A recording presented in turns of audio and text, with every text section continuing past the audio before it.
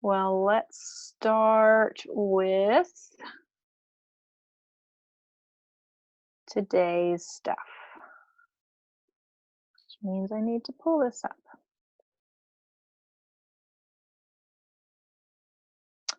All right. So we're just going to pick up where I left off with yesterday's videos.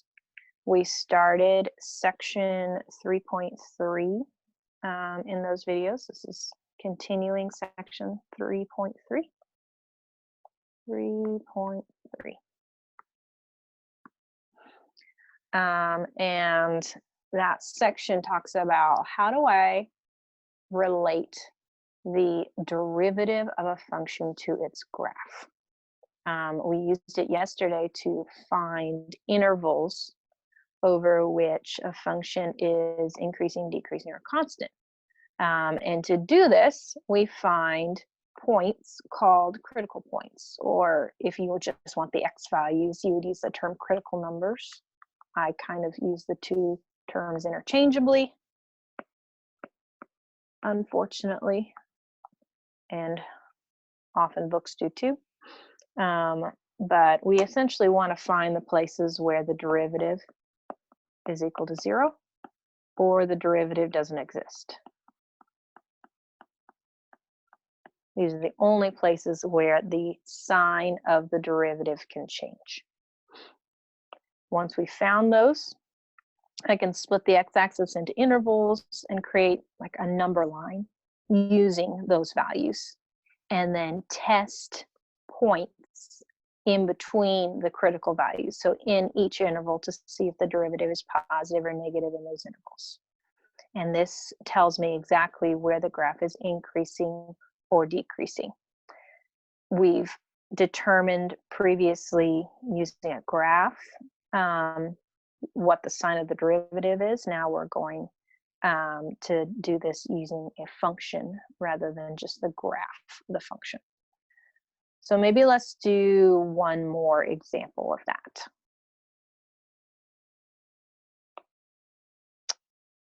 So let's do this example. Let's let, whoa, what happened there? Okay. Sometimes I don't know what this program is doing. Let's let f of x equal x to the 2/3 power times 2 minus x. And let's find intervals over which this function is increasing or decreasing. Let's find intervals. Intervals over which the function f is increasing or decreasing. Decreasing. And since I'm not given a specific interval over which this function is defined, I'm going to assume that it's defined for all numbers in its domain, or all real numbers in this case. So first thing I have to do is I need to find critical points, or critical numbers. Find the critical numbers where the derivative is equal to 0 or the derivative doesn't exist. Does not exist. Which means I need the derivative. F prime of x is equal to, well, it looks like f is a product x to the 2/3 times x minus 2, where I have one function, first function, times the second function, x minus 2. So I have to use the product rule to find the derivative of those two. So derivative d dx of x to the 2/3 is 2/3 x to the negative 1/3. So it's 1 minus, or 2/3 minus 1. And then the derivative d dx of x minus 2 is equal to, wait a minute, it's 2 minus x, isn't it? Of 2 minus x. I'll change that so we don't get confused, or I don't get confused.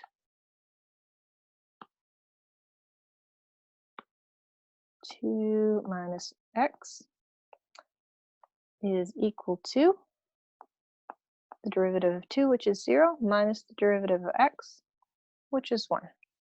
So I can put those together using the product rule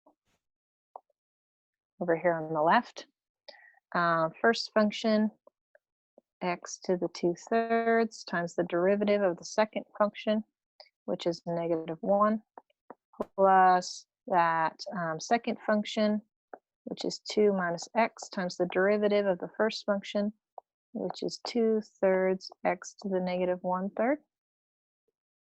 Okay, I am going to rewrite this, make it a little bit simpler. So this is negative x to the 2/3 plus 2 minus x, that's multiplied by 2 over 3 times x to the 1/3 power. That's my derivative, f prime.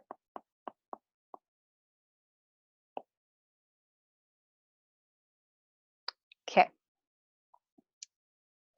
Let's see here. I want to find locations where that is equal to 0 or where that doesn't exist. So let's get another whiteboard screen. F prime of x is equal to negative x to the 2/3 plus 2 minus x times 2 over 3 x to the 1/3 power. And let's find critical points. So I'm going to find f prime of x is equal to 0, locations where that occurs. So I'm going to take negative x to the 2/3 power plus 2 minus x times 2 over 3 x to the 1/3 power. Okay, I have two terms. It might actually be easier if I combine these and made them into one term. So I'm going to add fractions. Let's see. I want to put this over denominator, this term here, over denominator of 3 times x to the 1/3, and then I can add the fractions. Because a lot of times with rational expressions, it's easier if I have everything in one term. So let's do that. Let's see. Negative x to the 2/3. I want that to have a denominator of 3x to the 1/3. So I'm going to multiply by 3x to the 1/3 over 3x to the 1/3, which is equal to negative 3x to the 2/3 times x to the 1/3 is x over 3x to the 1/3 power.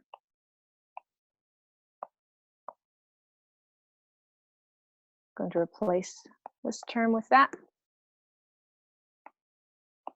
So this becomes negative 3x plus 2 minus x times 2, all that over 3x to the 1/3 power is equal to 0. This is not a rational expression, but it is one algebraic expression over another. So I know the only way that this thing can equal 0 is if the top is equal to 0. So let's figure out what makes the top equal to 0. Negative 3x plus 2 minus x times 2 is equal to 0. I know how to solve that. Negative 3x plus 4 minus 2x is equal to 0. Negative 5x plus 4 is equal to 0. Subtract 4 from both sides. And I get that negative 5x is equal to negative 4. Divide both sides by negative 5. And I get that x is equal to 4/5. So there's one exciting critical point. Questions about how we got there?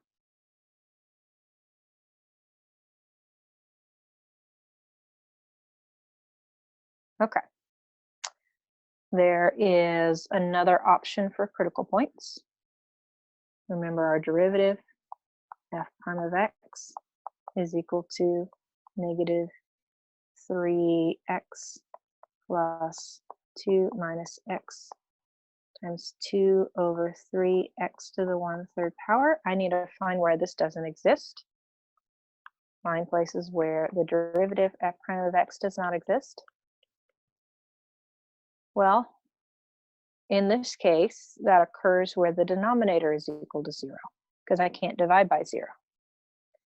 This is where 3x to the 1/3 is equal to 0, which is where x is equal to 0.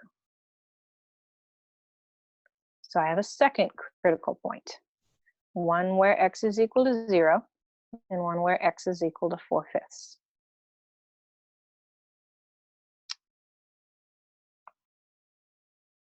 So my critical points are x is equal to 0 and x is equal to 4/5. So there's the first step. Second step, I'm going to put these on a number line and test. I'm going to make a number line. This is x equals 0. This is x equals 4/5. Those two critical points divide the x-axis up into 3 intervals, it looks like. From negative infinity to 0, from 0 to 4/5, and from 4/5 to infinity. I need to test the sign of the derivative in each of those intervals. So I'm going to choose an x value from each, just a convenient x value, and put it back into my derivative. So let's see, negative 1 seems like a convenient value in that interval. From 0 to 4/5, maybe let's choose a half, or 0.5. And then from 4/5 to infinity, 1 is bigger than 4/5. So that seems like a good value to test in the derivative.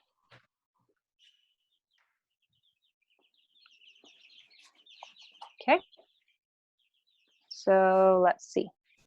F prime of negative 1 is equal to negative 3 times negative 1 plus 2 minus a negative 1 times 2 over 3 times negative 1 to the 1/3 power. I'm going to, what am I going to do? Yes, this is what I'm going to do.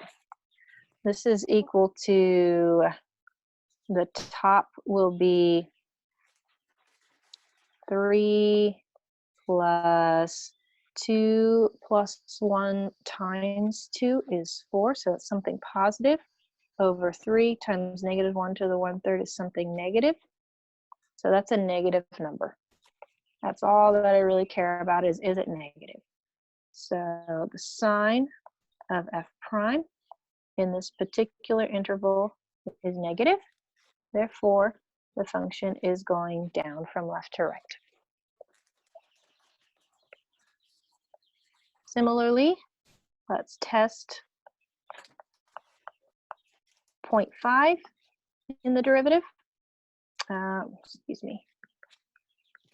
F prime of 0.5 is equal to negative 3 times 0.5 plus 2 minus 0.5 times 2 over 3 times 0.5 to the 1/3 power is equal to the negative 1.5 plus 3 over 3 times 0.5 to the 1/3 power. That's something positive.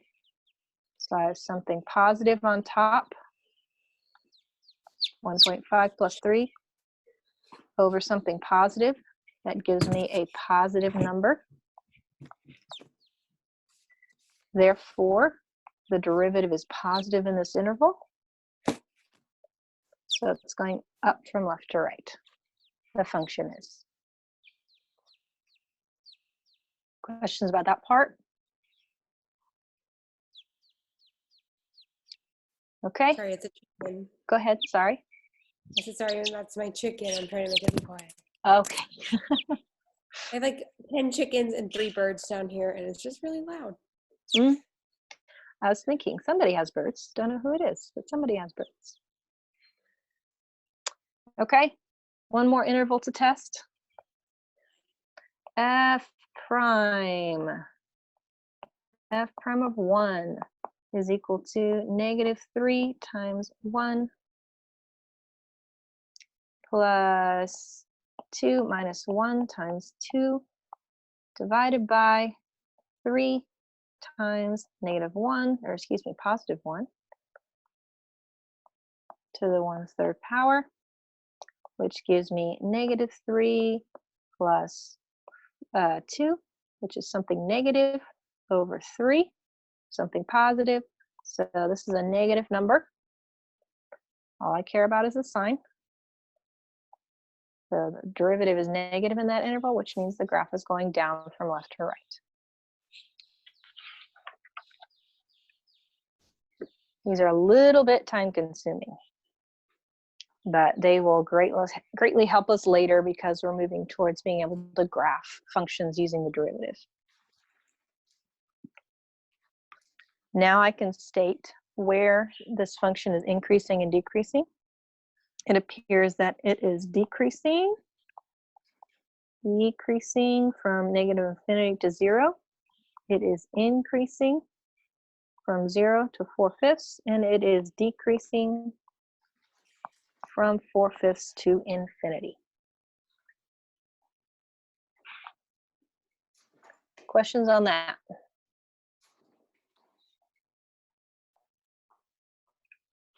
Okay.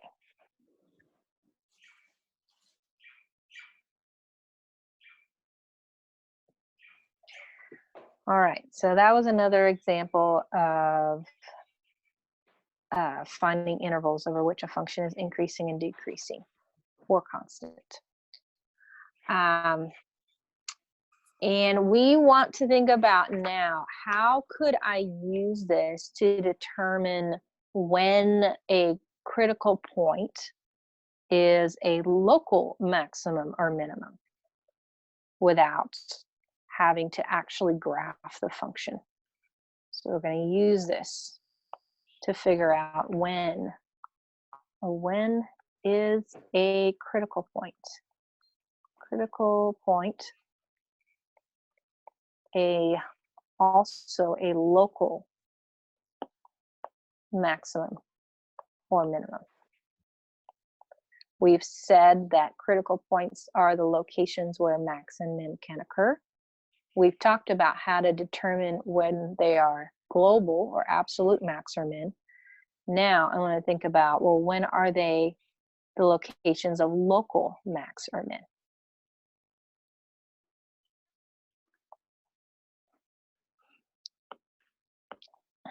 So let's look at this graph again. Oops. I want to do this, but I don't want the whiteboard.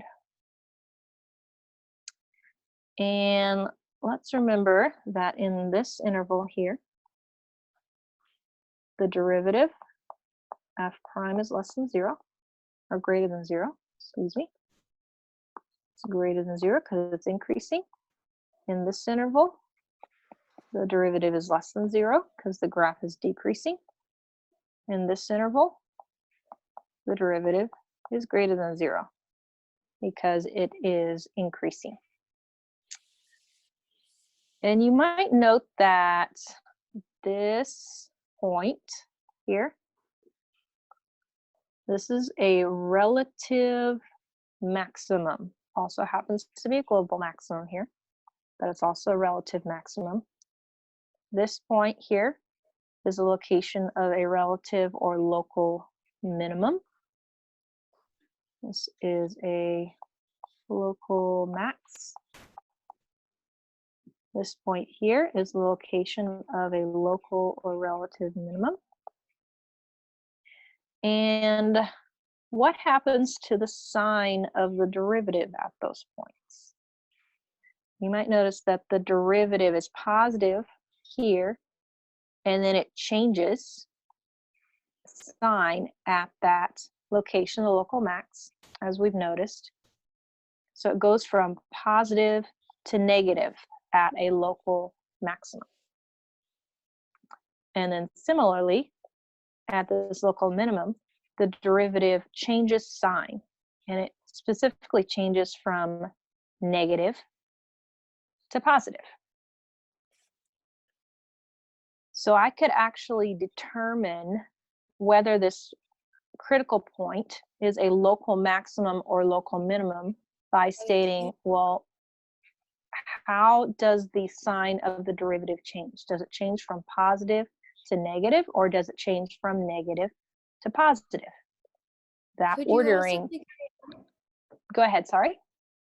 Could you also figure it out by saying like the line tangent to whatever the point is, like doesn't have a slope? That's how you find the these locations where the critical points occur. Those are the locations where the local max and min can occur, but I can't say from that, well, is it a max or is it a min? I can just say, well, the max and min could occur at those points. So I found those points, and now I need to classify them as maxima or minima. Does that make sense? Yes. Cool. Okay. Well, there's a test that we can do called the first derivative test. If the sign of the derivative, f prime, if it specifically changes from, I don't know why your book says that, but I'm going to change it slightly. If f prime changes from positive to negative,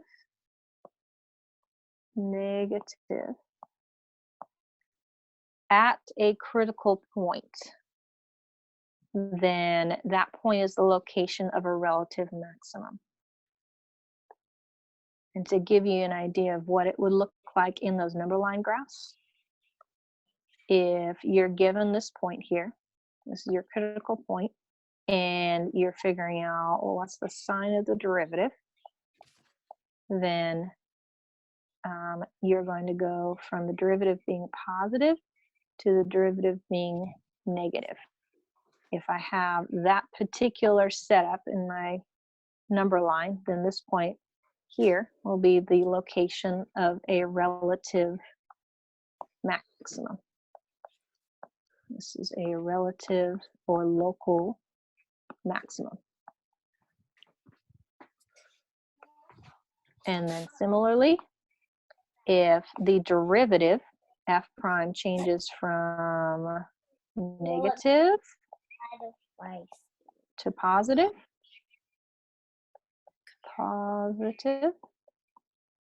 at a specific critical point that you found, then that point is the location of a relative minimum.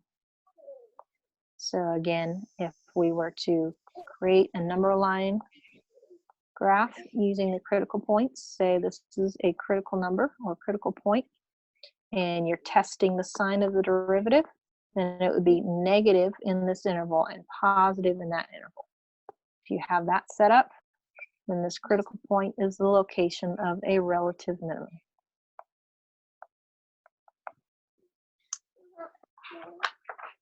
Questions on that?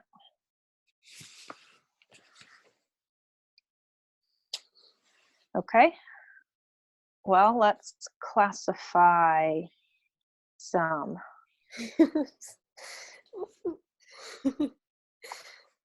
So this is the number line that we created before. For the function f of x is equal to x to the 2/3 times 2 minus x. We came up with this number line, where this is 0, this is 4/5, and we said that the derivative was negative here. Let me actually use red. It's negative here, it's positive here, and it's negative here. So by the first derivative test, I could say that 0, this location here, this is the location of a relative minimum.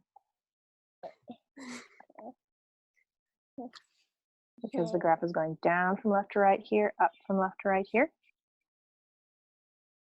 And similarly, by the first derivative test, I could say that this critical point, 4/5, is the location of a relative maximum.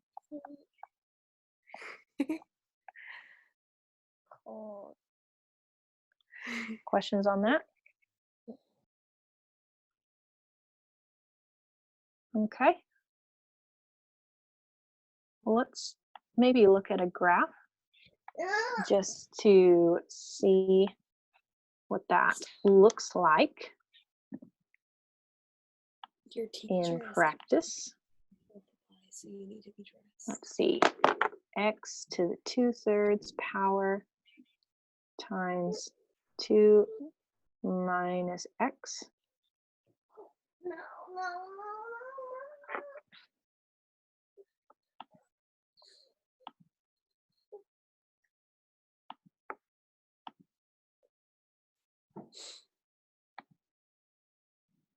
Okay.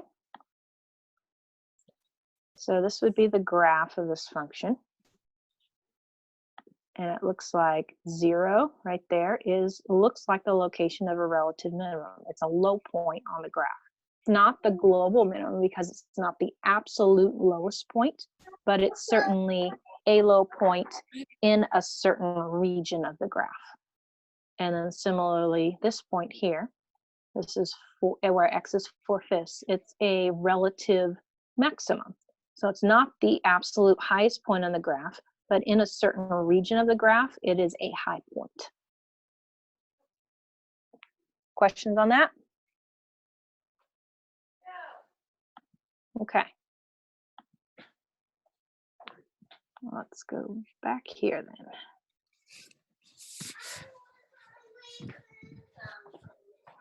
Okay, I'll feed you. Give me 1 second. So there's the first derivative test. Maybe let's look at the other two number lines that were in, or the other two examples that were in yesterday's videos.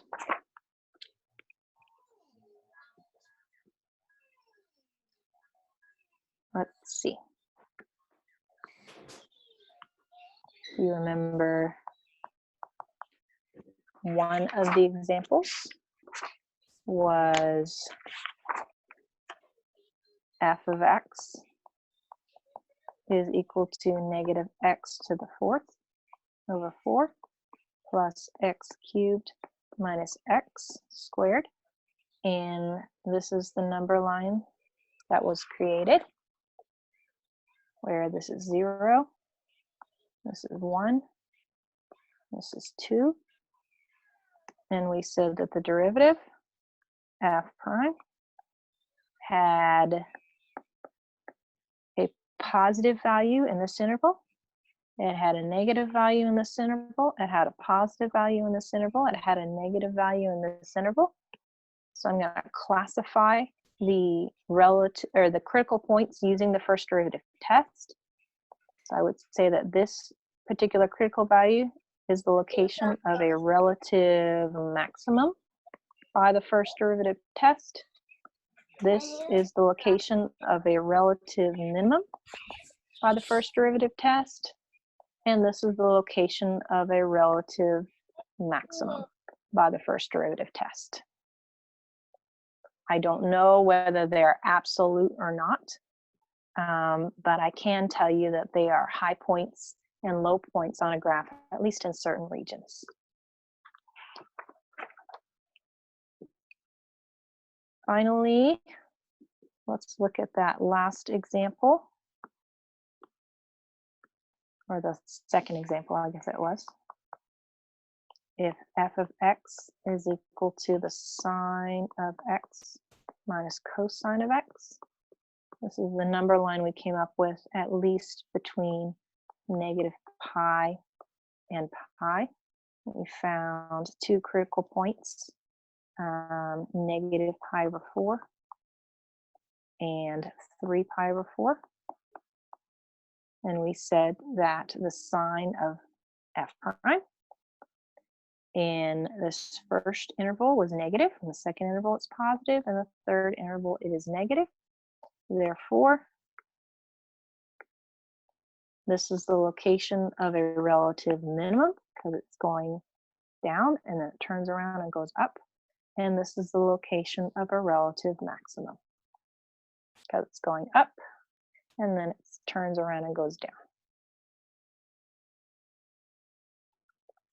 Any questions on that?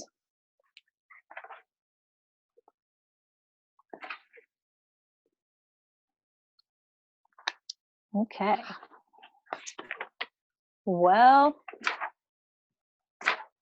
I think perhaps we will stop there and I will give you the rest of this section by video for tomorrow's stuff. Because we're out of time. Okay. So I'll post the study guide on Canvas at least at some point this morning. I have another class at 9, so I might not get to it immediately, but look over that. Let me know if you have any questions. We're going to review during Thursday's class next week, and then you guys can take your test on WebAssign. So, questions on that? Is the test like the quiz where we have all day to do it, or do you want us to do it in the time that our class would be? You can, it'll be like the quiz where you can choose the time in which to do it. Okay. Again, once you start it, you'll only have a certain amount of time to complete it. I'll Okay. probably give you 2 hours in which to complete it. But yeah, it'll be like the quiz where you can do it anytime during the day. Okay. So we send you pictures of our first half of the homework journals and then the rest is digital? Yep. Okay. Yeah, just because I was figuring some people had already completed their homework journals for the previous stuff, so I didn't want you to have to redo it via digital. Okay. Yeah. Okay. Other questions? Do you have any questions, Stella? No. All right. Sounds good. Well, you guys have a good weekend. Unless I talk to you via office hours, I will see you guys on Tuesday. Okay? Okay. All right. Have a nice weekend at home, y'all. Yes. Have a good weekend at home.